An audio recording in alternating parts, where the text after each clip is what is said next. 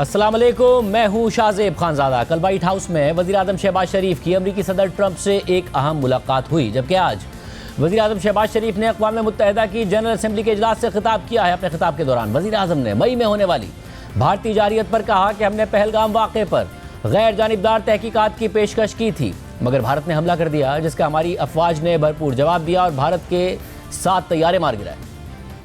When in May this year, my country confronted unprovoked aggression from our eastern front, the enemy came shrouded in arrogance. We sent them back in humiliation, delivering our bloody nose. India sought to extract political gains from a human tragedy by spurning my sincere offer of an independent international investigation into the Pahalgam incident.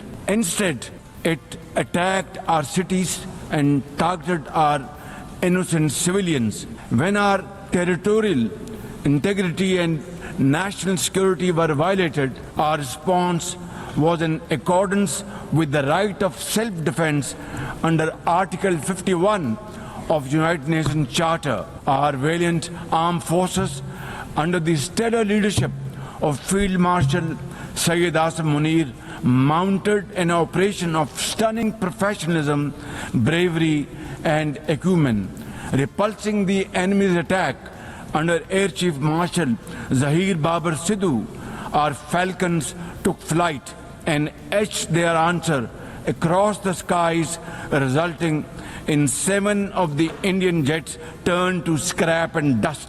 A decisive response. वज़ीर आज़म ने अपने खिताब में मजीद कहा कि पाकिस्तान भारत के खिलाफ मजबूत पोजीशन में था, इसके बावजूद हम सदर ट्रंप की क़यादत में जंगबंदी पर आमादा हो गए और हम सदर ट्रंप की कोशिशों को कदर की निगाह से देखते हैं और इसी वजह से हमने उन्हें नोबेल इनाम के लिए नामजद किया।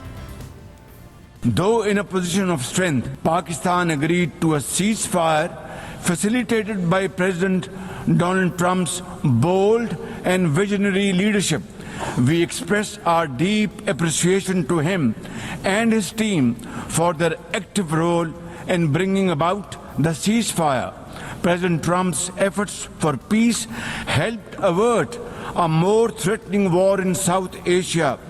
Had he not intervened timely and decisively, the consequences of a full-fledged war would have been catastrophic.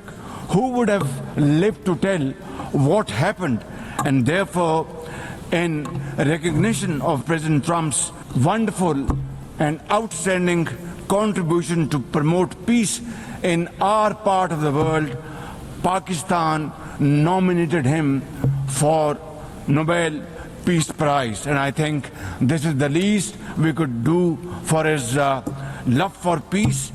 वज़ीर आज़म शहबाज शरीफ ने सिंताज़ मुआहदे पर कहा कि भारत की जानिब से एकतरफ़ा और गैर कानूनी तौर पर सिंताज़ मुआहदे को मुअत्तल करने की कोशिश इस मुआहदे की शिकों और बैनुल-अक़वामी कानून के उसूलों की खिलाफ वर्जी है। इस मुआहदे की किसी भी खिलाफ वर्जी को एक्ट ऑफ वॉर समझा जाएगा। जबकि वज़ीर आज़म ने अपने खिताब में भारत को जामे मुज़ाकरात की पेशकश करते हुए कहा कि पाकिस्तान भारत के साथ तमाम हल तलब मसाइल पर एक जामे और नतीजा खेज़ मुकालमे के लिए तैयार है। Now we seek to win peace in our part of the world. And this is my most sincere and serious offer before this August Assembly of the World Nations. Pakistan stands ready for a composite, comprehensive and result-oriented dialogue with India on all outstanding issues. वज़ीर आज़म ने मकबूजा कश्मीर से मुतालिक अपने खिताब में कहा कि मैं कश्मीरी अवाम को यकीन दिलाना चाहता हूँ कि मैं उनके साथ खड़ा हूँ और पाकिस्तान की अवाम भी उनके साथ है। I wish to assure the Kashmiri people that I stand with them. The people of Pakistan stand with them. And one day soon, inshallah, India's tyranny in Kashmir will come to a grinding halt. Kashmir will gain its fundamental right to self-determination through an impartial plebiscite under the auspices of this very organization, United Nations. वज़ीर आज़म शहबाज शरीफ ने अक़वाम मुत्तहिदा की general assembly में गज़ा में Israeli जारियत पर कहा कि हम गज़ा के बच्चों या दुनिया के किसी भी बच्चे को मायूस नहीं कर सकते और ना ही हमें यह हक़ है कि हम उन्हें मायूस करें। हमें फ़ौरन और बिला ताख़ीर जंगबंदी का रास्ता तलाश करना होगा। पाकिस्तान फ़लस्तीनी अवाम के इस मुतालबे की मुकम्मल हिमायत करता है कि एक खुद मुख्तार फ़लस्तीनी रियासत कायम की जाए। We cannot and we must not fail these children of Gaza or any child anywhere in the world. We must find a path to a ceasefire now and just now. Pakistan firmly supports the demand of the Palestinian people for the establishment of a sovereign Palestinian state with pre-1967 borders and Al-Quds Sharif as its capital. Palestine can no longer remain under Israeli shackles. It must be liberated and liberated with full commitment and with full force. जबकि इससे पहले जब वज़ीर आज़म खिताब करने के लिए आ रहे थे, रास्ते में भारतीय सहाफ़ी के सवाल पर उन्होंने कहा कि हम भारत की जानिब से होने वाली सरहद पार दहशतगर्दी को शिकस्त दे रहे हैं। Prime Minister Sharif, when are you going to stop cross-border terrorism? When are you going to stop cross-border terrorism, Pakistan Prime Minister? Cross-border terrorism, we are defeating this. इसके अलावा आज अक़वाम मुत्तहिदा की जनरल असम्बली में इसराइल के वज़ीर आज़म Netanyahu ने भी खिताब किया, लेकिन आज जैसे ही नेतन्याहू अक़वाम मुत्तहिदा की जनरल असम्बली में खिताब के लिए स्टेज पर पहुंचे तो मुतादिद ममालिक के नुमाइंदे एहतजाजन हॉल से वॉकआउट कर गए और जैसे ही नेतन्याहू ने बोलना शुरू किया तो हॉल में नारों की आवाज़ें भी सुनाई दी। इस दौरान अमरीकी वफ़द अपनी नशिस्तों पर मौजूद रहा। Place order in the hall. Place order in the hall.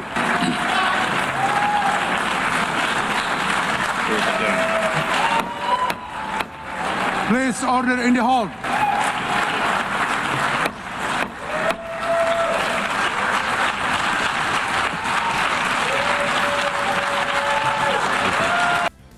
इस सारी सूरत हाल में कल व्हाइट हाउस के ओवल ऑफिस में वज़ीर आज़म शहबाज शरीफ की अमेरिका के सदर ट्रंप से अहम मुलाकात भी हुई। और अहम बात यह है कि 6 साल के बाद ये किसी भी पाकिस्तानी वज़ीर आज़म की व्हाइट हाउस में अमेरिकी सदर से पहली मुलाकात है। इस मुलाकात में army chief field marshal Asim Munir भी वज़ीर आज़म के साथ मौजूद थे। इसके अलावा मुलाकात में अमेरिकी नायब सदर जेडी वेंस और वज़ीर ख़ारजा मार्को रूबियो भी शरीक थे। तकरीबन 1 घंटा 20 मिनट तक जारी रहने वाली इस मुलाकात में मीडिया तो मौजूद नहीं था और इस मुलाकात के लाइव मनाजिर सामने नहीं आए। ताहम मुलाकात के बाद इस हवाले से तस्वीर और वीडियो सामने आई है जिनमें अमेरिकी सदर ट्रंप और उनकी इंतजामिया के अराकीन वज़ीर आज़म शहबाज शरीफ और army chief field marshal Asim Munir से खुशगवार माहौल में मिलते नजर आ रहे हैं। वज़ीर आज़म ने आज अक़वाम मुत्तहिदा के इजलास से खिताब के बाद मीडिया से बात करते हुए अमेरिकी सदर ट्रंप से होने वाली मुलाकात की तफसीलात बताई। अच्छी मीटिंग हुई, बड़ी खुशगवार माहौल में। उन्होंने पाकिस्तान के साथ अपनी तजारती ताल्लुकात, जॉइंट वेंचर सरमायाकारी के लिए उन्होंने बहुत ही हौसला अफजा बातें की और उन्होंने वहीं पर अपनी कंपनीज को कहा कि वो पाकिस्तान फ़ौरन जाएँ और जाके वहाँ पर सरमायाकारी के जो मौके हैं उनको बात करें। और मैंने प्रेसिडेंट ट्रंप का एक मतलब फिर दिली शुक्रिया अदा किया कि उन्होंने खत्ते में पाकिस्तान और हिंदुस्तान के दरमियान जंग बंद कराने में कलीदी किरदार अदा किया उनकी टीम ने। तो मैंने उनको 24 करोड़ जो आवाम है उनकी तरफ से मैंने उनका शुक्रिया अदा किया। 24 करोड़ आवाम की तरफ से, अपनी तरफ से, हुकूमत की तरफ से कि आपने जंग बंदी का ये दानिशमंदाना फैसला जो आपने कराया, अपनी प्रोएक्टिव अप्रोच है उसको पाकिस्तानी कौम बड़े अच्छे अंदाज में देखती है। और न सिर्फ ये बल्कि अगर जंग बढ़ती तो खत्ते में क्या तबाही होती जो बचता वही बताता। लेकिन ये आपकी बहुत बड़ी, और इसलिए हमने आपको नोबेल पीस प्राइज़ के लिए आपको नॉमिनेट किया। तो यकीन बहुत खुश हुए, उन्होंने शुक्रिया अदा किया, उन्होंने मैंने अपना फर्ज अदा किया। बड़ी अच्छी बात है। वाज़ेह रहे कि वज़ीर आज़म शहबाज शरीफ की सदर ट्रंप से मुलाकात ऐसे वक्त में हुई है कि जब मशरिक़ वस्ता में कशीदगी अपनी इंतहा को पहुँच चुकी है और इसराइली जारियत की वजह से हालात मुसलसल बिगड़ते जा रहे हैं। इस सिलसिले में मंगल को ट्रंप ने अहम अरब और इस्लामी ममालिक के रहनुमाओं से मुलाकात भी की थी। इस मुलाकात में वज़ीर आज़म शहबाज शरीफ भी शरीक थे। इस मुलाकात में सदर ट्रंप ने गज़ा में जंग के खात्मे के लिए 21 निकात पर मुश्तमिल एक मनसूबा पेश किया था। रिपोर्ट्स के मुताबिक अमरीकी सदर ने मुस्लिम ममालिक से इस मनसूबे की हिमायत का मुतालबा किया था। ताहम इस दौरान उन्होंने अरब ममालिक को ये यकीन दहानी भी कराई थी कि इसराइल मकबूजा मगरबी किनारे को अपने साथ जम नहीं करेगा। इसराइली मीडिया के मुताबिक निजी सतह पर ट्रंप इस हवाले से इसराइली वज़ीर आज़म नेतन्याहू को खबरदार भी कर चुके हैं, जबकि अब सदर ट्रंप अवामी सतह पर भी इसराइल को खबरदार कर रहे हैं। कल व्हाइट हाउस में मीडिया से बात करते हुए सदर ट्रंप ने कहा कि मैं इसराइल को मगरबी किनारे को जम करने की इजाज़त नहीं दूंगा, मैं ऐसा होने नहीं दूंगा, बहुत हो गया, अब ये रुक जाना चाहिए। I will not allow Israel to annex the West Bank. No, I will not allow it. It's not going to happen. Did you speak with Netanyahu about this directly? Yeah, but I'm not going to allow it. Whether I spoke to him or not, I did. But I'm not allowing Israel to annex the West Bank. There's been enough. It's time to stop now, okay? इससे पहले कल तुर्क सदर Erdogan से मुलाकात के दौरान Trump ने गजा में जंग के खात्मे पर कहा था कि जंग के खात्मे के लिए डील जल्द होने वाली है और इस सिलसिले में उनकी सऊदी अरब, कतर, मुत्तहदा अरब अमारात और उर्दन के रहनुमाओं से मुलाकात हो चुकी है, जबकि उन्हें इसराइली रहनुमाओं से अभी मिलना है। सदर ट्रंप के मुताबिक गजा की जंग के खात्मे का एक मुआहदा तय पाने के करीब है। ताहम ये सवाल अपनी जगह मौजूद है कि जंग के बाद गजा का कंट्रोल कौन संभालेगा। इस हवाले से सदर ट्रंप पहले ही मुस्लिम ममालिक के सामने एक मंसूबा पेश कर चुके हैं। अहम बात यह है कि यह मंसूबा रिपोर्ट्स के मुताबिक अमरीकी सदर ट्रंप के दामाद जेरेड कुशनर और साबिक बरतानवी वजीर आजम टोनी ब्लेयर ने तैयार किया है। और अब ये खबरें सामने आ रही हैं कि टोनी ब्लेयर मुमकिन तौर पर इस मंसूबे के तहत गजा में उबूरी इंतजामी ढांचे की क़यादत कर सकते। साथ वज़ीर दिफा ख्वाजा आसिफ साहब अमेरिका से मौजूद हैं। ख्वाजा साहब बहुत शुक्रिया मुझे ज्वाइन करने के लिए। ख्वाजा साहब, कुछ अर्सा पहले आर्मी चीफ की मुलाकात होती है, फिर वज़ीर आज़म की और आर्मी चीफ की दोबारा सदर ट्रंप से मुलाकात होती है। पाकिस्तान को अहमियत दी जा रही है, मगर क्योंकि पाकिस्तान की तरफ से तो एलामिया आया, व्हाइट हाउस की तरफ से एलामिया नहीं आया, मीडिया टॉक भी नहीं हुई, तो इसलिए सवाल उठा है कि क्या ऐसी बात है जिसकी वजह से इतनी अहमियत पाकिस्तान को मिल रही है, क्या मामला है? देखें शाजिद, बेसिकली इसकी 2-3 वजूहत जो मेरी समझ में आती हैं कि पाक भारत जंग में प्रेसिडेंट ट्रंप ने एक फैसला कौन रोल अदा किया और उन्होंने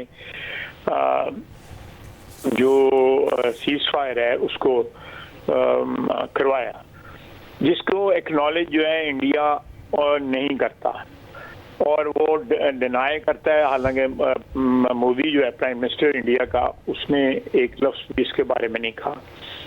लेकिन पाकिस्तान ने जो है ना सिर्फ शुक्रगुजारी का इजहार किया, बल्कि इस अमन की जो कामयाब कोशिश की वजह से उनको नॉमिनेशन के लिए किया उधर नोबेल प्राइज़ के लिए भी। तो ये एक हमारे जो ताल्लुकात में जो है ना एक खुशगवार जो है मैं समझ मोड़ आया इस जंग की वजह से जो हालात बने। फिर उसके बाद परसू किया, हमारी तरफ से भी परसू हुआ है, उनकी तरफ से भी परसू हुआ है। और दूसरा ये एक और एक्नॉलेजमेंट ये है कि पाकिस्तान का अल्लाह के फजल से, उसकी मेहरबानी से, अपना अल्लाह ताला की मेहरबानी से जो एक हमारे खित्ते में भी हमारी जो जोग्राफियाई जो सिचुएशन है, जो हमारी बरादरी है जिसमें मुस्लिम ममालिक हैं ज़्यादा, उसमें भी हमारी जो एक पजीराई हुई है उसको भी एक्नॉलेज कर रहा है, अमेरिका एक्नॉलेज कर रहा है और वो समझता है कि Pakistan has to play role और ready to play role on behalf of international जो भी हमारी उस खित्ते में जो इंटरेस्ट हैं, बैनुल-अक़वामी इंटरेस्ट हैं। सबसे बड़ी बात यह है कि जो एक पैक्ट हुआ है उस पैक्ट की वजह से भी हमारी इम्पोर्टेंस बढ़ी है। तो ये बहुत सारे फैक्टर्स हैं। तो ख्वाजा साहब, ये कोई ऐसी डिमांड नहीं है अमेरिका की तरफ से जो कि पाकिस्तान के कोई मौक़िफ़ के खिलाफ हो, या कोई ऐसी कोई डिमांड नहीं है अमेरिका की तरफ से पाकिस्तान से? नहीं, कोई नहीं। बाकी मेरा मतलब अखबारी बातें जो है होती रहती हैं, लेकिन कोई डिमांड नहीं है। और अल्हम्दुलिल्लाह इंशाल्लाह हम अगर कोई डिमांड आती है, बोल तो कोई डिमांड नहीं है। अगर कोई डिमांड होती है तो अपने मफादात को मद्देनजर रख के ही हम उस पर फैसला करेंगे। हम कोई ऐसी डिमांड जो है माजी हमारे सामने है कि हमने जब भी अपनी जो खुद मुख्तारी के अलावा कंसिडरेशन जो थी उनके को मद्देनजर रख के फैसले किए, तो जो भी फैसले किए हमने खारजा पॉलिसी में, उससे हमें नुकसान पहुंचा और अभी तक वो नुकसान उठा रहे हैं दहशतगर्दी के सूरत के अंदर जो है। मैं समझता हूँ कि मौजूदा मैं जो बार बार ये कहता हूँ कि ये एक कॉम्बिनेशन, एक पार्टनरशिप जो है हाइब्रिड सिस्टम की, वो प्रोड्यूस कर रही है, वो डिलीवर कर रही है। और ये अमेरिका के साथ भी ताल्लुकात में जो बेहतरी है, खुशगवार तब्दीली जो आई है, ये भी उसी के डिविडेंड है।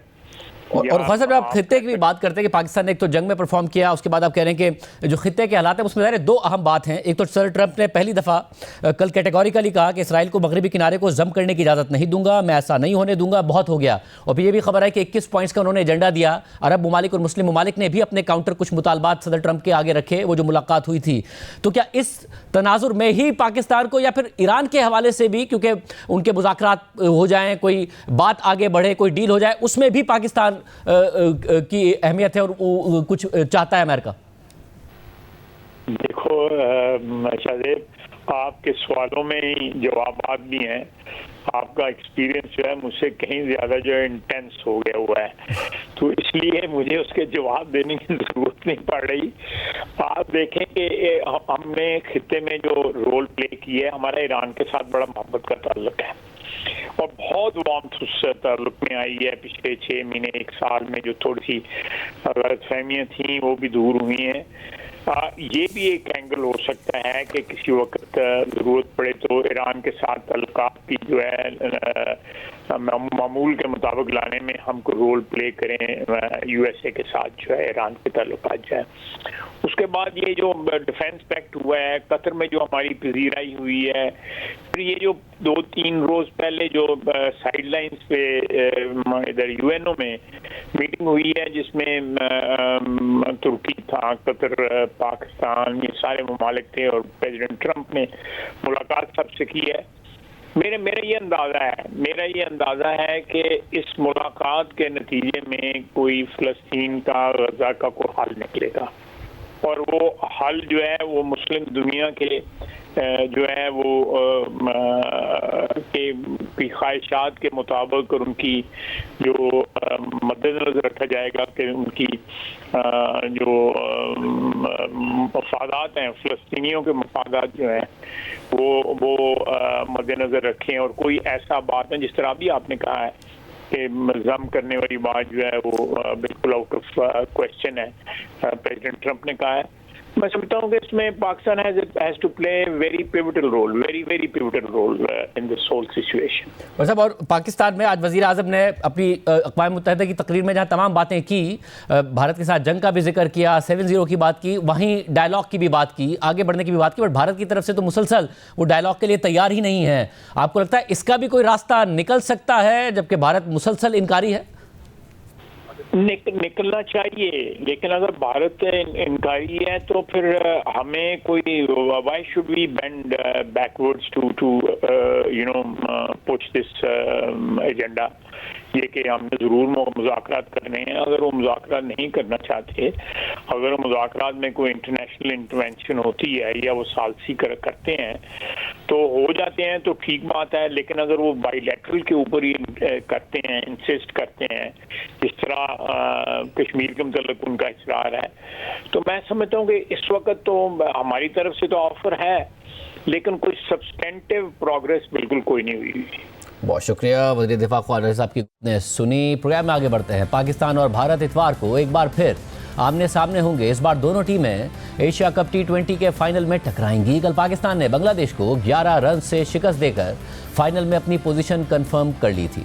मैच के बाद नुमाइंदा जियो न्यूज़ और प्रोग्राम स्कोर के मेज़बान याह्या हुसैनी ने शायकीन से गुफ्तगू की तो उन्होंने बांग्लादेश के खिलाफ जीत पर खुशी का इज़हार किया और कहा कि पाकिस्तान फाइनल में इंडिया को शिकस्त देगा। हम बिल्कुल तैयार है। जिस तरह आज के मैच में एग्रेशन दिखाया है ना, हमें इसी तरह का एग्रेशन चाहिए, इसी तरह की फील्डिंग चाहिए। और हारिस सोव ने जिस तरह बॉलिंग की, जज्बा जगा दिया और इंशाल्लाह इंडिया को तारीखी शिकस्त देंगे ये फाइनल मैच में। फाइनल में इंडिया के खिलाफ बहुत अच्छा खेलें। वी जस्ट प्रे कि पाकिस्तान इंडिया के खिलाफ भी अच्छा खेले, जैसे लास्ट 3 मैचेस में पाकिस्तान की बॉलिंग अच्छी गई है, इस तरह अल्लाह करे। आई विश कि बैटिंग भी अच्छी हो। खुशी इस बात की है कि पाकिस्तान फाइनल में चला गया, ये हमारे लिए सबसे बड़ी खुशी थी। आज जब 135 का टारगेट था मैं बिल्कुल डर रहा था कि काफ़ी नहीं है, लेकिन आज पाकिस्तानी बॉलर्स ने स्पेशली शाहीन और हारिस रऊफ ने दिखा दिया कि ये स्पेशल बॉलर। आज लगता नहीं था जीत जाएंगे, मगर जो कमबैक किया बहुत ज़बरदस्त किया। पाकिस्तान इंडिया को भी फाइनल के अंदर जो उनकी एक्सपेक्टेशन है ना, सबको तोड़ देगा। इंडिया प्रेशर में होगा। पाकिस्तान ने आज जिस तरह से बॉलिंग की है, स्पिन बॉलिंग ने बहुत अच्छी बॉलिंग की है, मुझे उम्मीद है कि पाकिस्तान फाइनल में हराएगा। फाइनल इंशाल्लाह जीतेंगे और इंडिया को हराएंगे। मैं तो इंडियन हूँ, मैं चाहता हूँ पाकिस्तान को एक और बार हराए। तो इंडिया से पाकिस्तान का फाइनल और आप क्या कह रही हैं? जी मैं तो बहुत खुश हूँ। आप तो पाकिस्तान की शर्ट पहन कर आई हैं, इंडिया पाकिस्तान के फाइनल में किसकी शर्ट पहन कर आएंगे? ऑफ कोर्स पाकिस्तान की। पहले हस्बैंड इंडियन हो हम, तो इनफैक्ट वो भी पाकिस्तान कन्वर्ट हो गए हैं, वो भी पाकिस्तानी बनना है। अच्छा, आप पाकिस्तान टीम को क्या मशवरा देना चाहेंगे आप? बस जैसे आज खेले वैसे ही खेलते रहें। तो आपको लगता है 2017 की तारीख दोहराएगी टीम पाकिस्तान? इंशाल्लाह ज़रूर, क्यों नहीं। आज 2 मैचेस का बदला इंशाल्लाह हम फाइनल में पूरा करेंगे और होपफुली इंशाल्लाह अच्छी परफॉर्मेंस। बैटिंग हमारी थोड़ी सी कमज़ोर है, तो होपफुली इनको चाहिए कि बैटिंग पे काम करे थोड़ा सा, और बॉलिंग हमारी माशाल्लाह और फील्डिंग भी माशाल्लाह ठीक है। वीकनेस पकड़ लिया, संडे इंशाल्लाह हमारा।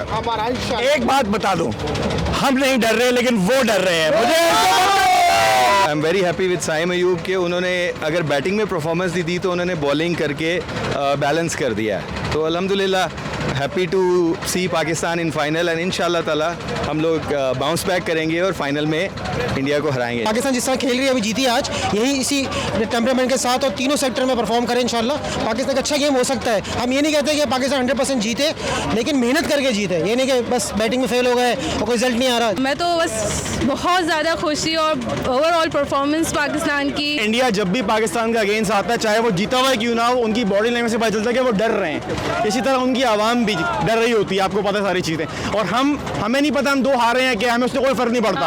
हम ज़रूर जीतेंगे फाइनल। हम बस बोल रहे कि India just wait and watch, we are coming. Asia Cup की 41 साल तारीख में पहली बार पाकिस्तान और भारत के दरमियान फाइनल होगा। 1984 से अब तक एशिया कप के 16 एडिशन खेले जा चुके हैं और कभी भी पाकिस्तान और भारत एक साथ फाइनल में नहीं पहुंचे, जबकि भारत सबसे ज़्यादा 8 बार एशिया कप जीत चुका है। श्रीलंका 6 बार और पाकिस्तान ने 2 बार एशिया कप की ट्रॉफी उठाई है। इस साल एशिया कप में दोनों टीमें 2 बार पहले भी आमने सामने आ चुकी हैं। 14 सितंबर को भारत ने पाकिस्तान को आसानी से 7 विकेट से शिकस्त दे दी थी, जबकि 21 सितंबर को भी पाकिस्तान को 6 विकेट से नाकामी का सामना करना पड़ा था। दूसरी तरफ आज पाकिस्तानी टीम के खिलाड़ी सादजादा फरहान और हारिस रऊफ भारतीय बोर्ड की शिकायत पर आईसीसी के सामने पेश हुए। नुमाइंदा जियो न्यूज़ सुहेल इमरान की खबर के मुताबिक क्रिकेटर हारिस रऊफ और सादजादा फरहान के केस की समाअत मैच रेफरी रिची रिचर्डसन ने की। मैच रेफरी ने क्रिकेटर से मुख्तलिफ नौइयत के सवालात किए। खबर के मुताबिक क्रिकेटर्स ने तहरीरी तौर पर भी जवाब जमा कराए और अपना केस मजबूत अंदाज में मैच रेफरी के सामने रखा। इसके अलावा नुमाइंदा जियो न्यूज़ अरफा फिरोज की ज़राए से एक सादजादा फरहान ने इल्ज़ामात का एतराफ़ नहीं किया।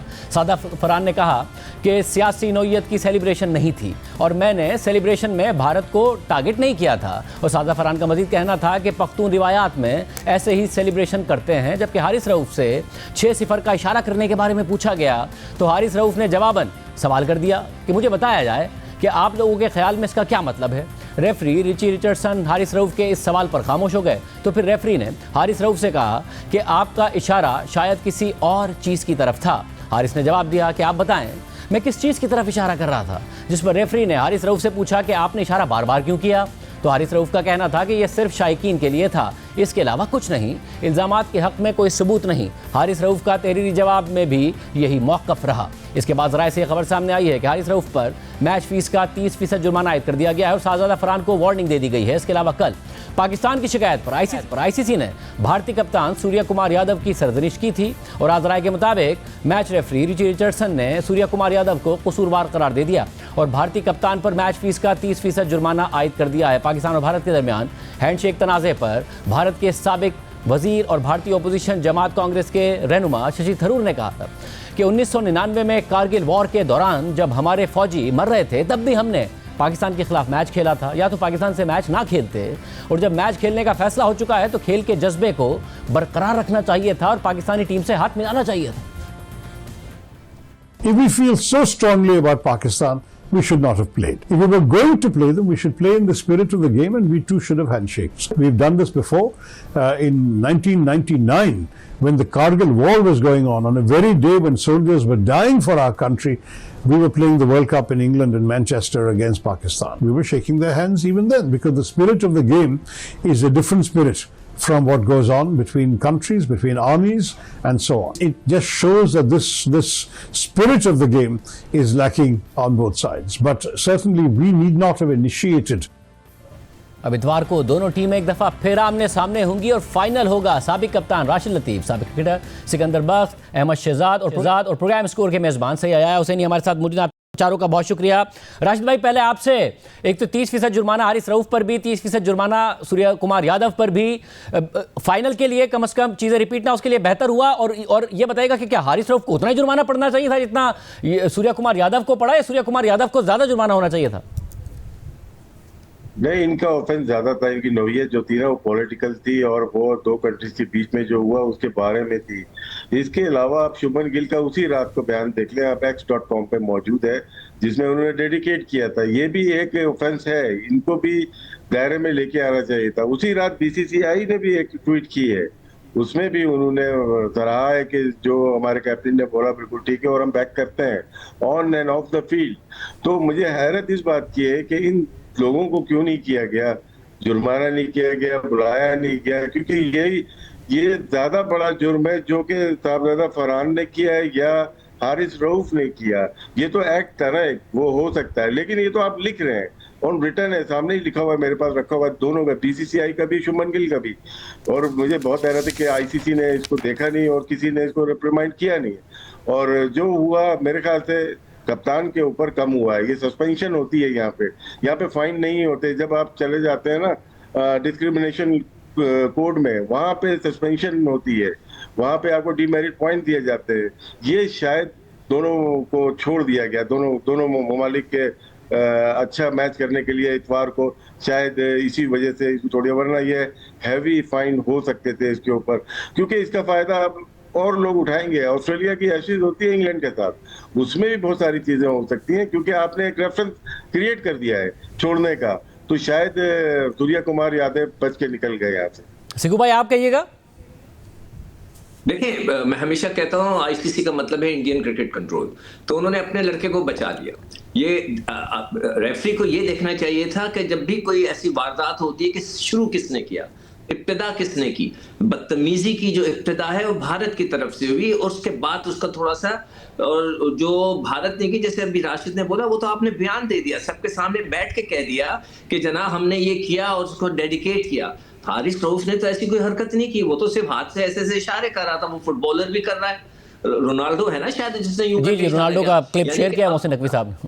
हाँ, तो फिर तो यानी कि वो तो एक इशारा था, वो ऐसे क्राउड के साथ खेल रहा था। लोग खेलते हैं क्राउड के साथ, आप मजाक करते हैं, क्राउड के साथ एंजॉय करते हैं, वो नारेबाजी करते हैं। हमारे दौर के अंदर मुझे अच्छी तरह याद है कि जो क्राउड था वो गाने गाता था हमारे ऊपर, हम उसका जवाब देते थे। तो इसका ये मतलब हुआ कि उसने बहुत बड़ा जुर्म कर दिया। तो जो राशिद कह रहा है कि बिल्कुल सही किया है कि ये इब्तिदा की है, उसने जुर्म की इब्तिदा की है कुमार ने, और उसको ज्यादा बड़ी सजा मिलनी थी। उसको एक आधे मैच का सस्पेंशन होना चाहिए था, चाहे वो फाइनल के बाद आप कर देते, उसको देते, मगर आपने नहीं किया। उस रऊफ ने इतना बड़ा काम नहीं किया। वो तो अगर कैमरा उसको पकड़ता नहीं तो किसी को पता नहीं चलता, मुंह से तो उसने बोला नहीं, उसने तो ऐसे इशारा किया। यानी कि अब ये बात साबित हो गई है कि जो भारत है, हिंदुस्तान है, उसने एक्सेप्ट कर लिया है कि 6-0 जो है उसका एक चिड़ बन गई है, और उसने ये बात साबित कर दी है इस बात को रिएक्ट करके कि उनके 6 जहाज गिरे थे, जो वो कह रहे थे नहीं गिरे, तो अब ये बात साबित हो गई है और उन्होंने इसको अपनी चिड़ बना लिया। अगली दफा क्या मैं 6-0 लिख के बैठ जाऊं स्क्रीन के सामने, एक टी शर्ट पहनूं, मेरी मर्जी है, तो इसका क्या मतलब हुआ कि मुझ पे फाइन कर देंगे आप? ऐसा नहीं होता। मैं समझता हूं कि ये उन्होंने गलत किया है, और उनका जो कप्तान है उसको बड़ी सजा मिलनी चाहिए थी, इसलिए कि फसाद उसने शुरू किया है। जो फसाद शुरू करता है उसको सजा ज्यादा पड़नी चाहिए, जो रिटेलिएट कर रहा है, अपने दिफा में रिटेलिएट कर रहा है, उसको कम मिलनी चाहिए। अहमद, आप बताइएगा, आपने तो जाहिर है क्योंकि हालिया सालों में क्रिकेट खेली है, तो आप जानते हैं कि कितना कोड ऑफ कंडक्ट स्ट्रिक्ट होता है, क्या इंस्ट्रक्शंस होती हैं प्लेयर्स को, कितनी होना, ये जो सजा है 30% आपके ख्याल में ये फेयर है? नहीं, I agree with both the gentleman here. जो सूर्य कुमार यादव का जो स्टांस था और जिस तरह उन्होंने स्टार्ट किया ये सारा चीजें, और पोस्ट मैच सेरेमनी को जो है स्टेज बना के वहां पे अपने आर्मी को थोड़ा सा फेस कवरिंग करने की कोशिश की, तो उनका फैंस ज्यादा था। लेकिन वो शायद ये भूल रहे हैं कि अब आप सिर्फ फेस कवरिंग ही करते रहेंगे। जो पाकिस्तान की तरफ से होना था, जो पाकिस्तान की आर्मी ने, पाकिस्तान की एयरफोर्स ने करना था, वो कर बैठे थे। अब आप कहां जाके अपना मुंह छुपाते फिरेंगे, और जितना आप इस मामले को उठाएंगे उतनी ही जगरसाई होगी। तो पिछले 5 महीनों के अंदर जितने भी डिसीजंस भारत ने लिए हैं उनको मुंह की खानी पड़ी है, चाहे वो पाकिस्तान पे ये स्टार्ट करके बॉम्बिंग और उसके बाद देख लें कितनी पिटाई हुई है, उसके बाद ये क्रिकेट वाला सारा सिनेरियो, और फिर जो और भी अगर बाहर भी आप जाके देखेंगे अमेरिका वगैरह, तो इनके जो टर्म्स हैं वो सारी दुनिया के साथ खराब हो रहे हैं। तो पिछले 5 महीने जो थे भयानक गुजरे हैं भारत के लिए। शायद मोदी गवर्नमेंट ने जो है इस तरह चीजें नहीं सोची थी, उन्होंने सोची थी कि अपनी डूबती हुई गवर्नमेंट को मैं इस स्ट्रेटजी से बचा लूंगा, लेकिन एक इंसानों का प्लान होता है और फिर एक अल्लाह का प्लान होता है। अल्लाह ने सारी चीजें जो हैं 5 महीने के अंदर ऐसी कर दी कि जो उन्होंने सोचा था बिल्कुल बरक्स करके दिखा दिया। याया, ज़ाहिर है आप वहाँ मौजूद हैं दुबई में, आपकी इंतज़ामिया से भी ज़राए से भी बात हो रही होगी, पाकिस्तानी क्रिकेट मैनेजमेंट मुतमईन है जो कुछ हुआ? शाहजेब खानज़ादा साहब, इस वक्त भारतीय क्रिकेट बोर्ड के लिए जो कुछ 14 सितंबर को उन्होंने किया, एक ऐसी हड्डी है जो उनसे उगली जा रही है न निकली जा रही है, क्योंकि हालिया अरसे में जो इंटरनेशनल क्रिकेट काउंसिल अचानक हरकत में आया है, इसके पीछे क्या मुहर्रिकात हैं, इसको समझने की जरूरत है। 14 सितंबर को जो कुछ हुआ, हैंडशेक नहीं किया गया, ड्रेसिंग रूम का दरवाजा बंद कर दिया गया और दुनिया को एक मैसेज देने की कोशिश की गई, जिसका जवाब पाकिस्तान क्रिकेट बोर्ड ने 21 तारीख को दिया। और जो हारिस रऊफ का एक्शन था और उसके बाद जो एग्रेशन पाकिस्तान टीम का ग्राउंड में नजर आया, शायद भारत की टीम को इस बात का अंदाजा नहीं था कि फाइनल में उनका पाकिस्तान से मुकाबला होगा। लेकिन अब भारतीय कैंप में एक खलबली सी मची हुई है, वो बहुत ज्यादा घबराए हुए हैं, खासतौर पर शाहीन शाह अफरीदी और हारिस रऊफ की बॉलिंग को लेकर।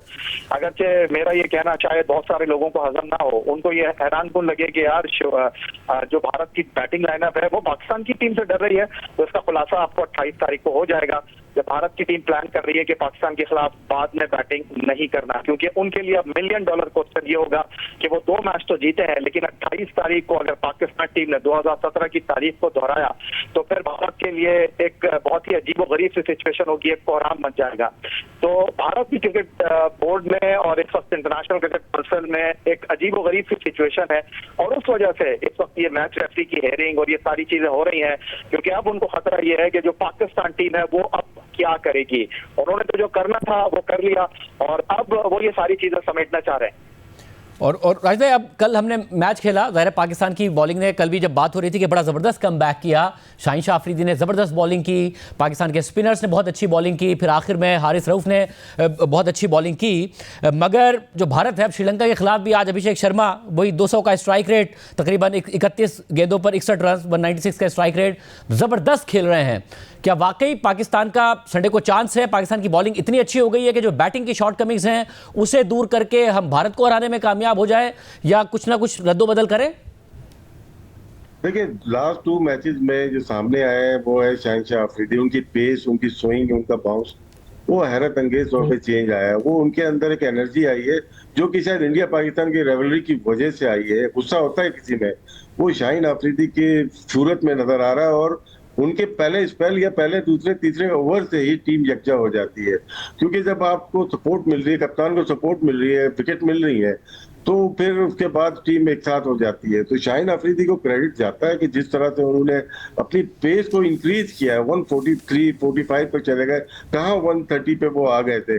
बाकी अभिषेक की अभी बैटिंग देख ही रहा था, मोस्टली अहमद भी देखेंगे, और ऑफ साइड पे बहुत ज्यादा रन बनाए उनके, 260 का स्ट्राइक रेट ऑफ साइड पे, और ऑन साइड पे भी बहुत ज्यादा है, 160 का स्ट्राइक रेट है। लेकिन मोस्टली वो रूम देते हैं, जैसे फखर जमान दे रहे हैं हमारे, लेकिन उनको अच्छी बॉल टाइम मिल रही, क्योंकि एज ऐसी है, आइज ऐसी है, उनको टाइम मिल रहा है, आज डेज चल रहे हैं उनके। तो वहां पे हमारे टीम मैनेजमेंट को पॉइंट आउट करना पड़ेगा कौन सी बॉल की जाए, क्योंकि अगर आज देखा जाए, आज एक बाउंसर वही है, उसे भी उन्होंने चौका या छक्का मारा है, लेकिन अनकंफर्टेबल नजर आए। तो राइट शोल्डर पे, अगर लेफ्ट शोल्डर पे अगर उनको बाउंसर किया जाए, लेकिन पहली बॉल नहीं बीच में, तो वो अनकंफर्टेबल होंगे इसमें। अहमद, आप बताइएगा, अगेन ना तो अभिषेक शर्मा के रन्स नीचे आ रहे हैं, ना ही स्ट्राइक रेट नीचे आ रहा है, मुसलसल मारे जा रहे हैं, और पाकिस्तान के लिए खतरा हो सकता है। कैसे निपटे पाकिस्तान? क्या इतनी अच्छी बॉलिंग हमारी हो गई है कि बैटिंग की शॉर्ट कमिंग दूर हो जाए, या फिर बैटिंग में हमें कुछ ना कुछ रद्दोबदल करना चाहिए? देखिए शाहजेब भाई, जितना मर्जी अच्छी फॉर्म लगी हो, जितना मर्जी बड़ा प्लेयर हो, एक बॉल ही होना होता है, और कोई भी स्कोर बाहर से लिख के नहीं जाता। क्रिकेट बाय चांस है, जिस दिन आपका दिन नहीं होगा आप आउट होंगे, अच्छा शॉट भी मारा होगा सीधा हाथों में चला जाएगा। जहां तक आप अभिषेक शर्मा की बात कर रहे हैं, हमारी ऑडियंस के लिए बहुत इंपॉर्टेंट है जानना कि वो क्यों इतनी अच्छा खेल रहे हैं। एक तो वो टॉल है, जो टॉल होते हैं उनकी रीच थोड़ी सी छोटे बैट्समैन से ज्यादा होती है, तो वो दूर से पकड़ लेते हैं। दूसरा, टॉल होने की वजह से वो लॉन्ग हैंडल यूज करते हैं, ग्रिप को बिल्कुल बॉटम से नीचे से नहीं पकड़ते, थोड़ा सा ऊपर से पकड़ते हैं, जिसकी वजह से जो उनका फ्लो है बैट का वो बहुत जबरदस्त। फिर लंबे ही होने की वजह से नॉर्मल जो बल्ला आता है बल्लेबाज का वो यहाँ इतने ऊपर से आता है, लेकिन उनका इतना फर्क है, इनका और ज्यादा ऊपर से आता है। फिर एक जो सबसे अच्छी बात है उनकी वो ये है कि उनका कोई भी शॉट है, चाहे वो जहां का बॉल है वहां खेलते हैं और उसका शॉट जो है कमर पे फिनिश होता है। ये जो स्विंग है, आर्क है, ये पूरा बनता है और ये फिनिश होता है कमर पे जाके। इसका मतलब है कि फोर्स जो है वो पूरी वो डेवलप होती है और पूरी लगती है उस शॉट के अंदर। These are few reason. फिर उनकी रिस्ट लॉक रहती है, अगर आप उनकी रिस्ट भी देखेंगे तो वो रिस्ट अपनी खुलने नहीं देते, लॉक रिस्ट के साथ खेलते हैं। सो ऑब्वियसली जिस तरह राशिद भाई ने कहा है, एक पर्पल पैच चल रहा है उसके ऊपर, जो भी वो चीज कर रहे हैं वो is turning into gold. But जहां तक पाकिस्तान की बात रही है, हमने सिर्फ अपनी बेसिक्स पे रहना है। अगर आप इसकी पुरानी वाली इनिंग्स देखेंगे अभिषेक शर्मा की, तो जब भी इन्हें बीच से लेफ्टी का बाहर निकलता है खिंचा हुआ बॉल थोड़ा दूर, short of a good length, वहां से बाहर निकलता तो ये स्ट्रगल करते हैं। और T20 के अंदर अगर आप इनको ऐसे प्लेयर को कि जो जहां मारता जा रहा है लगती जा रही है, इसकी ईगो से खेलना पड़ेगा।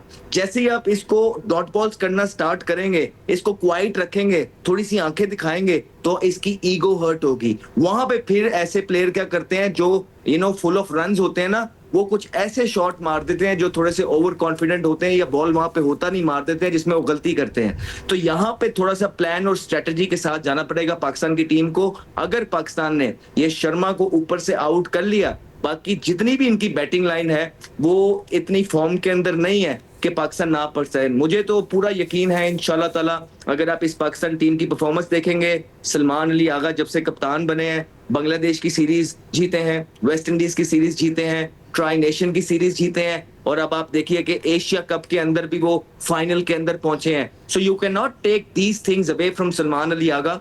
बिल्कुल उनकी जो अपनी परफॉर्मेंस है, छोटा सा क्वेश्चन मार्क है। मेरे ख्याल से वो बॉलिंग अगर करना स्टार्ट कर देंगे तो वो भी दूर हो जाएगा। इस टीम, जिस टीम के बारे में ये कहा जा रहा था कि आपके पुराने प्लेयर नहीं है, ये वेस्ट इंडीज से भी हारेगी, ये ट्राई सीरीज भी हारेगी, वही team West Indies Bangladesh tri series जीत के अब एशिया कप के भी फाइनल में है। So you got to back and give it to the team Salman Ali Agha की जो टीम है, you got to give it to them. भाई बड़ा मुकाबला है। भाई जी राशिद भाई, ये जैसे हमारे यहाँ फोर्स पे ज्यादा काम किया जाता है, पावर हिटिंग में फोर्स पे सिक्कू भाई बड़ा जिक्र करते हैं। इंडियन जो बैटर थे ना, उनके स्पीड पे काम किया जाता है, बैट स्पीड उनकी बढ़ाई जाती है, तेज की जाती है, जो कि आप नोट कीजिएगा। हमारे प्लेयर पावर से बैटिंग करते हैं, फोर्स लगाते हैं। अभी अभिषेक को देखें, सूर्या कुमार या दूसरे प्लेयर को देखें, वो अपनी बैट स्पीड पे काम करते हैं। शायद यही फर्क है हमारे बैट्समैन और उनके बैट्समैन। सिक्कू भाई आप कहिएगा, बड़ा मुकाबला है, 2 मैचेस पाकिस्तान हार चुका है, और जब मैं आज देख रहा था कि याया भाई जब बात कर रहे थे वहाँ शायकीन से, तो उनको की तो एक्सपेक्टेशंस बढ़ गई हैं 2 मैचेस जीतने के बाद कि जी इतवार को अच्छा मुकाबला होगा। आप क्या करना चाहिए पाकिस्तान को, किस तरीके से हैंडल करना चाहिए, क्या अप्रोच होनी चाहिए? देखिए, हमें एक तो ये सोचना नहीं चाहिए कि हमारे साथ पिछले 2 मैचों में क्या हुआ। मैंने जितना सारी जिंदगी क्रिकेट खेली है, जब मैं जब से होश संभाला है, मैंने बड़े बड़े प्लेयरों को ऐसा देखा है जिनकी फॉर्म लगी होती थी, और जब उनके पास बुरा वक्त आया, मैं अपनी टीम का नाम नहीं लेता, मिसाल दे सकता हूं कि जब मैं टीम के साथ था उसमें मैंने इतने बड़े खिलाड़ी को आंसुओं से रोते हुए देखा था जब उससे रन्स नहीं हो रहे थे। जब बुरा वक्त आता है सर, एक बॉल का खेल है, जैसे वो बता रहे हैं, मैं चाहे वो लंबा हो चाहे छोटा, हमारे जमाने में कहते थे जो छोटे कद का बैट्समैन हो, हनीफ मोहम्मद, सुनील गावस्कर, छोटे भी हैं, हर किस्म के लोग होते हैं। ये एक गेंद का खेल है, और जिसके अंदर अगर गेंद मूव हो गया तो काम हो जाएगा। शाहीन शाह अफरीदी जब आकर वो जो गेंद करता है और उसका पड़ के अंदर आता है, और उसको वो अच्छी लेंथ पे गेंद करे, ताकि वो उसको जब ऐसे खेलने जाएगा आउटसाइड ऑफ स्टंप, स्लिप जरूर रखें। मैं आपको गारंटी देता हूं कि उसकी अगर गेंद मूव कर गया, जिस स्पीड से शाहीन करा रहा है, स्लिप भी लग सकती है, इसको गली लग सकती है। बैटिंग के लिए मैं जरूर कहूंगा कि बैट्समैन थोड़ा सा और एहतियात करें, एहतियात करके खेलें। आई एम 100% श्योर कि एक अच्छा मैच होगा, कि पाकिस्तान के बहुत ज्यादा चांसेस है इंशाल्लाह वो प्रेशर में होंगे, हम उनको जरूर पकड़ लेंगे। मगर एक चीज जाने से पहले मैं ये जरूर कहूंगा कि पाकिस्तान में कोई ऐसा स्पॉन्सर्स ढूंढे कि जो शर्ट बनाए सबके लिए, कि जिसमें 06 लिखा हुआ हो या 60 लिखा हुआ हो, वो स्पॉन्सर करे ताकि सारा पाकिस्तान पहन के घूमे, इनको तंग करें, दुनिया के कोने कोने में हम जाएंगे ये पहनकर, ताकि इनको पता चले कि हम करना चाहते हैं। ये करना पड़ेगा, इसलिए कि ये उनकी चिड़ बन गई है। इन्होंने अपने आप को खुद ही फंसा दिया इस चक्कर में, ना वो चिढ़ते ना ये काम होता है। जब आप किसी को छेड़ते हैं, मैं आपको एक मिसाल देता हूँ कि एक आदमी था, तो उसने कहा इसको हमने इसकी चिड़ बनानी है। उसके दुकान पे गया, वो था फोटोग्राफी की दुकान थी, उसने बोला रोटी है, उसने बोला भाई यहाँ तस्वीरें खींचती है। फिर दूसरी दफा गया, उसने कहा मैं यार तस्वीरें खींचती है। तो तीसरी दफा गया कि मैं रोटी लेने जा रहा हूँ, तो उसने उठा के उसको मारना शुरू कर दिया, उसकी चिड़ बन गई। तो अब उसको सब रोटी लें, तो हम इंडिया की चिड़ बना देंगे। 60 लिखकर स्पॉन्सर करें शर्टें, हम पूरी दुनिया में, मैं पहन के घूमूंगा पूरी दुनिया में, जब भी मैं अमेरिका जाऊंगा पहन के जाऊंगा 60, ताकि उनको पता चले कि मैंने क्यों पहना है। फिर मुझे वो कहेंगे इसका वीजा रिजेक्ट करो। शाहज़ेब भाई, आज प्राइम टाइम शो पे रोटियां चल गई। बस सिक्कू भाई के जज्बात कोई नहीं कंट्रोल कर सकता, ना हम ना सिक्कू भाई खुद, इसलिए सिक्कू भाई को जो उन्होंने अपनी चिड़ खुद बनवा ली है और नहीं बनाई। और अगर आप चिड़ने लगेंगे कि 60 क्यों कर रहा है, ऐसे क्यों कर रहा है, अब मैं दुनिया भर में घूमूं ऐसे ऐसा करता हुआ, तो फिर क्या मुझे मारने लगेंगे क्या? याया आपने बॉलिंग का तो बताया कि जो है वो एक अच्छी फॉर्म में नजर आ रही है। ये बताएगा कि क्या सोच रही है मैनेजमेंट के बैटिंग में कुछ ना कुछ रद्दोबदल किया जाए? जो आप टीम मैनेजमेंट की बात कर रहे हैं कि क्या वो तब्दीली के बारे में सोच रहे हैं, कोई तब्दीली के बारे में सोच नहीं है। कल थोड़ा सा जो है स्ट्रगल कर रहे थे, हारिस रऊफ वो बिल्कुल फिट है, उसके साथ फखर जमान बिल्कुल फिट है। ठीक है, 9 मैचों में 5 सिफर किए हैं साइम अयूब ने, लेकिन टीम मैनेजमेंट का इंटेंट बहुत वाज़ेह है, गो एंड किल वाली पॉलिसी है। इसी तरह पाकिस्तान टीम आगे आने वाले मैच में भी खेलेगी, और पाकिस्तान टीम ने आखिरी 20 मैचों में 3 महीने में 14 मैच जीते हैं। ये टीम पाकिस्तान का सलमान अली आगा की क़यादत में दूसरा टूर्नामेंट है, ये टीम दूसरे टूर्नामेंट के फाइनल में खेल रही है। तो ये कहना कि कप्तान को अच्छी कप्तानी नहीं करनी आती, साइम अयूब 9 मैचों में 5 मरतबा से सफर आउट हुए हैं, टीम में फ़हीम अशरफ के साथ हुसैन तलब को खिलाना समझ से बाहर है, क्यों सुफियान मुकीम बाहर बैठे हुए हैं, ये सिर्फ बातें हैं क्योंकि पाकिस्तान टीम जीत रही है और इससे कोई बड़ा जवाब हो नहीं सकता। बहुत शुक्रिया राजी तजिया, आपने सुना। शामिल करते हैं एक अहम डेवलपमेंट हुई है आज, उसकी तफसीलात आपके सामने रखेंगे ब्रेक के बाद। एक ही अदालत का जज अपने साथी जज के खिलाफ कोई हुक्म जारी कर सकता है या नहीं, इस हवाले से इस्लामाबाद हाई कोर्ट की जस्टिस तारिक महमूद जहांगीरी के केस के तनाजुर में एक कानूनी बहस जारी है और उनके खिलाफ फैसले पर फैसला आ रहा है। जस्टिस तारिक महमूद जहांगीरी के खिलाफ सुप्रीम जुडिशल काउंसिल में रेफरेंस ज़ेर इल्तवा है, जबकि आज जामिया कराची ने उनकी कानून की डिग्री ही मनसूख कर दी है, क्योंकि गुज़िश्ता रोज़ सिंध हाई कोर्ट ने जामिया कराची के सिंडिकेट के फैसले के खिलाफ वुकला की दरख्वास्तें अदम पैरवी पर खारिज कर दी थी और आज इस हवाले से तफसीली फैसला भी जारी कर दिया गया है। इससे पहले 16 सितंबर को एक दरख्वास्त की समाअत करते हुए इस्लामाबाद हाई कोर्ट के चीफ जस्टिस सरफराज डोगर और जस्टिस मोहम्मद आजम खान पर मुश्तमिल डिवीजन बेंच ने जस्टिस तारिक महमूद जहांगीरी को काम से रोकने का हुक्मनामा जारी कर दिया था और उस वक्त भी सवाल उठा कि किसी भी जज को काम से रोकने का इख्तियार किसी दूसरे जज या बेंच को नहीं है, बल्कि सुप्रीम जुडिशल काउंसिल को है, जहां जस्टिस तारिक महमूद जहांगीरी के खिलाफ रेफरेंस ज़ेर समाअत है। और फिर 19 सितंबर को जस्टिस तारिक महमूद जहांगीरी ने सुप्रीम कोर्ट में खुद पेश होकर इस फैसले को चैलेंज किया था और इस्तदा की थी कि बतौर जज काम से रोकने का हुक्म मुअत्तल किया जाए और डिवीजन बेंच को मजीद कार्रवाई से रोका जाए। जस्टिस तारिक महमूद जहांगीरी की दरख्वास्त पर जस्टिस अमीनुद्दीन खान की सरबराही में 5 रुकनी आईनी बेंच 29 सितंबर को समाअत करेगा, जबकि जजिस की जानिब से साथी जजिस के खिलाफ कार्रवाई के हवाले से 2 दिन पहले सुप्रीम कोर्ट का एक अहम फैसला सामने आ गया है, जिसमें कहा गया है कि जजेस एक दूसरे के खिलाफ कोई कार्रवाई नहीं कर सकते हैं। फैसला जस्टिस जमाल खान मंदूखेल की सरबराही में 6 रुकनी बेंच ने दिया है, जिसमें जस्टिस मोहम्मद अली मजहर, justice Athar Minallah, justice Hasan Azhar Rizvi, justice Shahid Waheed और जस्टिस मुसर्रत हिलाली शामिल थे। फैसला जस्टिस जमाल खान मंदूखेल ने लिखा है, जिसमें कहा गया है कि यह उसूल तयशुदा है कि सुप्रीम कोर्ट या हाई कोर्ट का कोई जज अपने ही दर्जे के किसी दूसरे जज को जवाबदेह नहीं ठहरा सकता। अगर आला अदालत का जज अपने किसी साथी जज के खिलाफ रिट जारी नहीं कर सकता, तो फिर कैसे मुमकिन है कि उसे यह इख्तियार दिया जाए कि वह आइन के आर्टिकल 204(2) के तहत किसी हाजिर सर्विस जज के खिलाफ हिदायत जारी करे या कार्रवाई शुरू करे और उसे तौहीन अदालत के इर्तिकाब पर सजा दे। लेकिन ये तहफ़्फ़ुज़ बिल्कुल मुकम्मल नहीं है। ये जजेस को बदउनवानी या मिसकंडक्ट के नताइज से नहीं बचाता, क्योंकि ये मामला अदालती इंतज़ाम या नज़्म ज़ब्त का होता है। सुप्रीम कोर्ट या हाई कोर्ट के किसी जज के खिलाफ बदउनवानी के इल्ज़ाम की तहकीकात और उस पर कार्रवाई सिर्फ आइन के आर्टिकल 209 के तहत सुप्रीम जुडिशल काउंसिल ही कर सकती है। आर्टिकल 209 की ज़ेली शिक 7 के मुताबिक कोई और फोरम सुप्रीम कोर्ट या हाई कोर्ट के जज के खिलाफ बदउनवानी के मामलात की तहकीकात नहीं कर सकता। अगर सुप्रीम कोर्ट या हाई कोर्ट का कोई जज अपने साथी जज के खिलाफ तौहीन अदालत की कार्रवाई शुरू करे तो ये उनके दरमियान बाहिमी एहतराम को नुकसान पहुंचाएगा। आला अदलिया के जजेस के दरमियान खुशगवार ताल्लुकात का कायम रहना अदालतों के मौसर और बेहतर निज़ाम कार के लिए निहायत ज़रूरी है। अगर एक जज दूसरे जज के खिलाफ कार्रवाई करे तो इससे अंदरूनी इख्तिलाफात, शिकायत और रंजिशें पैदा होंगी। नतीजा ये होगा कि अफरा तफरी फैल जाएगी और इंसाफ का निज़ाम टूट फूट का शिकार हो जाएगा, जिससे अवाम का एतमाद ख़त्म हो जाएगा। कोई भी कानूनी निज़ाम इस बात की इजाज़त नहीं दे सकता कि अदालती निज़ाम ही तबाह हो जाए। कोई जज या कोई बेंच किसी अदालती दफ्तर या कमेटी को यह हिदायत नहीं दे सकता कि कोई ख़ास मुकदमा उसके सामने मुकर्रर किया जाए अगर वो उसके दायरा इख्तियार में नहीं आता या रोस्टर के मुताबिक उस बेंच के सामने मुकर्रर नहीं है। इसी तरह कोई जज या बेंच किसी दूसरे बेंच के ज़ेरे समाअत मुकदमा वापस भी नहीं ले सकता अगर सुप्रीम कोर्ट या हाई कोर्ट का हर जज अपनी अदालत के राइज तरीक़ाकार और कवायद की पाबंदी किए बगैर अपनी मर्जी से मुकदमात मुंतखब करके उन पर फैसले करने लगे तो अदालत का नज़्म व ज़ब्त तबाह हो जाएगा। दूसरी तरफ सुप्रीम कोर्ट ने इस्लामाबाद हाई कोर्ट में जजिस के ट्रांसफ़र और सीनियरिटी केस का तफसीली फैसला जारी करते हुए ट्रांसफ़र को आइन और कानून के मुताबिक करार दे दिया है।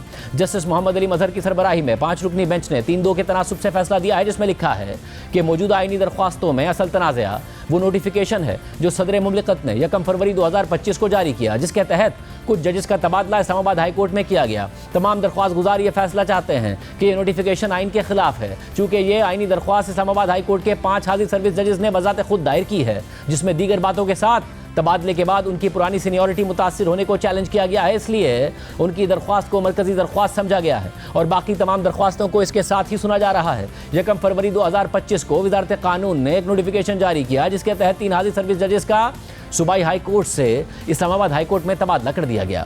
जिन जजेस का तबादला हुआ उनमें लाहौर हाई कोर्ट के जस्टिस सरदार मोहम्मद सरफराज डोगर, सिंध हाई कोर्ट के जस्टिस खादिम हुसैन सुमरो और बलूचिस्तान हाई कोर्ट के जस्टिस मोहम्मद आसिफ शामिल हैं। इन तबादलों के नतीजे में justice Sarfaraz Dogar Islamabad high court के सीनियर प्यूनिट जज बन गए। इस्लामाबाद हाई कोर्ट के 5 दरख्वास्त गुजार जजेस ने उन तबादलों को अपनी सीनियरिटी और हाई कोर्ट की अंदरूनी खुद मुख्तारी पर तजावुज़ करार देकर चैलेंज किया। कई बार एसोसिएशन जिनमें Lahore high court bar association, Lahore bar association, Karachi bar association शामिल हैं। उनके अलावा बाज़ वकला और दीगर मुकदमात के फरीक़ैन मसलन इमरान खान भी इस मामले में शामिल हो गए और तबादलों की आइनी हैसियत पर तशवीश का इजहार किया। फैसले में तमाम अवामिल का तफसीली जायजा लेने के बाद लिखा है कि आइन के आर्टिकल 200 के तहत जो शराइत और एहतियाती मराहिल मुकर्रर हैं उन पर हर्फ बा हर्फ और असल रूह के मुताबिक अमल किया गया है। एक बार फिर यह वाज़ेह करना ज़रूरी है कि सदर मुमलिकत के पास तबादले का इख्तियार बेकायदा या लामहदूद नहीं है, बल्कि ये 4 सतही तरीक़ाकार के तहत मुनज़्ज़म है। इसलिए हर पहलू से यह बात बगैर किसी शक व शुबे के साबित होती है कि इस तयशुदा तरीक़ाकार और निज़ाम में मुस्तरद करने या तरजीह और फ़ौक़ियत देने का हक़ इंतज़ामिया के बजाय मुकम्मल तौर पर अदलिया के दायरा कार में है। लिहाजा ये किसी भी तरह अदलिया की आज़ादी को मुतासिर नहीं करता, क्योंकि तबादले की तजवीज़ को कबूल या मुस्तरद करने का इख्तियार बगैर किसी समझौते के वाज़ेह तौर पर अदलिया के हाथ में है। ये इख्तियार ना तो अदलिया की आज़ादी को कम करता है और ना ही इसे किसी खतरे में डालता है, क्योंकि फैसला साजी का इख्तियार और रजामंदी मुकम्मल तौर पर अदलिया के कंट्रोल में रहती है। हम ये नहीं कह सकते कि आइन के आर्टिकल 200 का मकसद अदलिया की आज़ादी को कमज़ोर या तबाह करना है, जब जजिस के तबादले से पहले सख्त और जामे एहतसाब और तवाज़ुन का निज़ाम मौजूद है तो इस शक को अदलिया की आज़ादी के खिलाफ कैसे समझा जा सकता है। ये तबादले तमाम लाजमी तकाज़े पूरे करने के बाद किए गए और हर मुतल्लिका फरीक को एतमाद में लिया गया, जबकि तबादलों की हतमी और मरकज़ी मंजूरी इंतज़ामिया ने नहीं खुद अदलिया ने दी। ऐसी सूरत में यह सोचने की कोई वजह नहीं है कि अदलिया की आज़ादी एक इदारे के तौर पर मुतासिर हुई है, क्योंकि असल फैसला अदलिया ने खुद अपने अराकीन के बारे में किया और चीफ जस्टिस ऑफ पाकिस्तान की मंजूरी और मुतल्लिका जज की रजामंदी के बगैर ये तबादले ना ही मुमकिन थे और ना ही सोचे जा सकते थे। ये तबादले आइन के मुताबिक किए गए और सूबाई नुमाइंदगी के उसूल की भी खिलाफ वर्जी नहीं हुई। लिहाजा हम ये करार देते हैं कि इस्लामाबाद हाई कोर्ट में होने वाले ये तबादले आइन के खिलाफ भी नहीं और कानून के तहत गैर कानूनी भी नहीं हैं। कुछ भी ऐसा बयान नहीं किया गया जिससे यह वाज़ेह हो कि इन जजिस के तबादलों से अवामी मफाद कैसे और क्यों मुतासिर हुआ है, जबकि आइन में इसकी सरीहन इजाज़त मौजूद है। क्या इन तबादलों की वजह से इस्लामाबाद हाई कोर्ट का काम रुक गया या जमूद का शिकार हो गया, या क्या ये तबादला किए गए जजेस अपनी ड्यूटी मुकर्ररा रोस्टर के मुताबिक अदा नहीं कर रहे या अदालत बाकायदगी से काम नहीं कर रही। सिर्फ इस वजह से कि एक तबादलाशुदा जज की वजह से चंद मौजूदा जजेस की सीनियरिटी मुतासिर हो गई है, इन तबादलों को अवामी मफाद के खिलाफ करार नहीं दिया जा सकता। अवाम के मसीतर मफाद में हमेशा यही होता है कि उनके मुकदमात जल्द अज जल्द निपटाए जाएं, ना कि ये देख कर फैसला हो कि मुकदमा किस फोरम पर सुना जाए। हम इस दलील से इत्तफाक नहीं करते कि आर्टिकल 200 के तहत हाई कोर्ट के जजेस का तबादला डेपुटेशन के बराबर है। हम इस बात से भी मुत्तफिक नहीं है कि तबादला सिर्फ आर्जी मुद्दत के लिए किया जा सकता है और जब जजेस वापस भेजे जाएंगे तो उनकी सीनियरिटी बरकरार रहेगी। ये मामला दरअसल तबादले की नोटिफिकेशन में दर्ज शराइत व ज़वाबित पर मुनहसर होता है। अगर तबादला मुस्तकिल बुनियादों पर किया जाए तो फिर इस सूरत में तबादला शुदा जज के लिए अपनी पुरानी हाई कोर्ट वापस जाने की कोई गुंजाइश नहीं रहती और उसकी सीट खाली हो जाती है ताकि उसकी जगह नया जज मुकर्रर किया जा सके। एक तरफ दरख्वास्त गुजारों के वकला ने जोर देकर कहा कि जज का तबादला आर्जी तौर पर ही किया जा सकता है, लेकिन साथ ही ये भी कहा कि जज को नया हल्फ लेना होगा और मुकर्ररा मुद्दत खत्म होने के बाद वो पुरानी हाई कोर्ट वापस चला जाएगा। ये दलील बज़ाहिर खुद मुतज़ाद है। आइन साजों का मकसद ये दिखाई नहीं देता कि हर तबादले पर जज को नया हल्फ लेना पड़े। अगर आर्जी तबादले की सूरत में भी जज को अपनी असल हाई कोर्ट वापस जाते वक्त दोबारा हल्फ उठाना पड़ेगा तो फिर सवाल ये पैदा होगा कि उसकी असल सीनियरिटी कैसे बहाल होगी, क्योंकि नया हल्फ उसके पहले हल्फ को ख़त्म करने के मुतरादिफ होगा। और क्या इस तरह वो सबसे जूनियर जज बन जाएगा? हमारे नज़दीक चाहे तबादला मुस्तकिल हो या आर्जी, ये बात नोटिफिकेशन में वाज़े तौर पर लिखी जानी चाहिए। मुनासिब बात यही है कि हमने अपने मुख्तसर हुक्मनामे के ज़रिए मामला जुज़वी तौर पर सदर पाकिस्तान को वापस भेज दिया है ताकि तबादले की नोटिफिकेशन को ख़त्म किए बगैर आर्टिकल 200 के मुताबिक सीनियरिटी और उस सवाल का तयन किया जा सके कि तबादला मुस्तकिल है या आर्जी। 25 मार्च 2024 को इस्लामाबाद हाई कोर्ट के 6 जजेस के खत में लगाए गए इल्ज़ामात की जाँच और तस्दीक के लिए इब्तिदाई तौर पर एक इंक्वायरी कमीशन बनाया गया था, लेकिन साबिक चीफ जस्टिस तसद्दुक हुसैन जिलानी ने उसकी सरबराही से माजरत कर ली। इसके बाद इस अदालत ने अस खुद नोटिस केस में कार्रवाई शुरू की। एक लार्जर बेंच तश्कील दिया गया जिसमें Justice Qazi Faez Isa, Justice Syed Mansoor Ali Shah, Justice Jamal Khan Mandokhail, Justice Athar Minallah, Justice Musarrat Hilali और जस्टिस नईम अख्तर अफगान शामिल थे। ये बेंच 3 अप्रैल 2024 और 7 मई 2024 को केस की समाअत कर चुका है, लेकिन यह मामला ताहाल किसी हतमी नतीजे या फैसले तक नहीं पहुंच सका। हालांकि इसे बहुत पहले निपटा दिया जाना चाहिए था। इसमें कोई शक नहीं कि तबादलों की मुबैना वजह यही 6 जजेस का खत है, लेकिन हकीकत यह है कि इस खत पर होने वाली कार्रवाई अभी तक ज़ेर समाअत है। हमारी राय में ये केस मुकर्रर होकर फैसला हो जाना चाहिए था, लेकिन बदकिस्मती से 7 मई 2024 के बाद इसे मुकर्रर ही नहीं किया गया और ये अभी तक ज़ेर इल्तवा है। इस पर मौजूदा कार्रवाई में फ़ैसला नहीं किया जा सकता। मज़ीद ये कि 26वीं आइनी तरमीम को चैलेंज करने वाली मुख्तलिफ आइनी दरख्वास्तें भी इस अदालत में ज़ेर समाअत हैं, इसलिए उनके बारे में भी मौजूदा कार्रवाई में कोई राय नहीं दी जा सकती। बतौर आइनी बेंच हम हर हाल में अपने दायरा इख्तियार में रहना चाहते हैं और कानूनी असरात और तकाज़ों पर फैसला देना चाहते हैं, बजाय इसके कि मुशावरत करने वालों पर लगाए गए इल्ज़ामात में पड़ें जो कि गैर ज़रूरी और बेबुनियाद है। इसलिए हम ये फैसला नहीं कर सकते कि मुतल्लिका चीफ जस्टिस इस्टेब्लिशमेंट की ख्वाहिशात के मुताबिक चल रहे थे या नहीं। ऐसे इल्ज़ामात तो हर तबादले पर आसानी से लगाए जा सकते हैं, क्योंकि इसका तरीक़ाकार और मुशावरत करने वाले हमेशा एक ही होंगे। 5 रुकनी आइनी बेंच के रुकन जस्टिस मोहम्मद अली मजहर, जस्टिस शाहिद बिलाल हसन और जस्टिस सलाहुद्दीन पंवर ने अक्सरियती फैसला दिया है, जबकि जस्टिस नईम अख्तर अफगान और जस्टिस शकील अहमद ने इख्तिलाफ किया है। आज के प्रोग्राम में इतना ही। अल्लाह हाफ़िज़।